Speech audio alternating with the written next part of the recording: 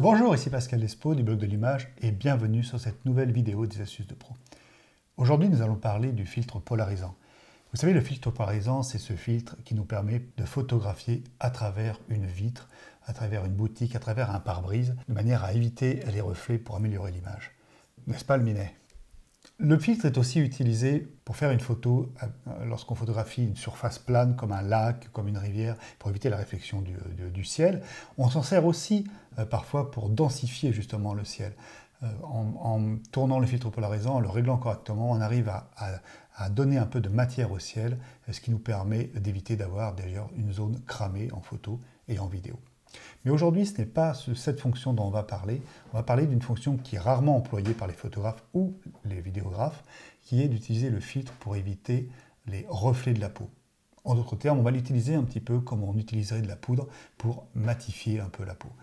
Alors, on peut s'en servir aussi bien en extérieur qu'en intérieur d'ailleurs. Vous pouvez vous en servir alors vous êtes en train de faire le portrait de quelqu'un dans son bureau, ou vous pouvez en servir alors vous travaillez au flash, en lumière continue, ça n'a pas d'importance. Le seul petit point délicat, évidemment, c'est que si vous voulez régler correctement votre polarisant et que vous travaillez avec un flash Cobra et que vous n'avez pas de lampe pilote, ça risque d'être assez difficile de trouver le bon réglage, ou du moins vous allez risquer de devoir faire plusieurs essais. Vous pouvez aussi vous en servir pour photographier un sportif à l'arrivée alors qu'il est en nage. Évidemment, en étant en nage, il va briller de partout. Le polarisant va grandement améliorer votre image. Voilà par exemple d'une lumière qui arrive sur mon côté gauche, et vous voyez que toute la zone de mon visage à gauche est cramée. Mais ce qui fait cramer cette partie du visage, ce n'est pas tant que le soleil frappe plus fort à cet endroit, mais c'est surtout l'angle entre le soleil et l'appareil, puisque tout simplement cette partie est en train de briller parce que la lumière se reflète sur ma peau. Et vous voyez qu'en réglant le polarisant, on arrive à récupérer une densité et à récupérer de la qualité. D'ailleurs, on voit que ça densifie aussi le ciel, sur cette image aussi. Donc voilà, c'est vraiment une astuce intéressante qui est très peu employée par les photographes ou les vidéographes, donc j'avais envie de le partager avec vous. Un détail important par contre, si vous voulez utiliser le polarisant et faire de bonnes images, il faut absolument avoir un polarisant adapté. Les anciens polarisants, même les polarisants de marque, ne sont plus du tout adaptés aujourd'hui. En fait, les vieux polarisants ont tendance à salir nos couleurs. On a des couleurs qui sont rouges, jaunes, enfin des couleurs vraiment bizarres. Le pire, c'est que même en faisant une image RAW, ce n'est pas parce que vous allez chercher la température, enfin faire un réglage pointu, que vous allez récupérer vraiment de la qualité dans les couleurs. Vous allez certes améliorer les choses, mais ça va être assez difficile de récupérer vraiment une image correcte. À un tel point que moi, j'avais carrément arrêté d'employer le polarisant parce que je trouvais que mes images, dans des situations difficiles comme des ciels gris, mes images avaient des couleurs sales, vraiment désagréables.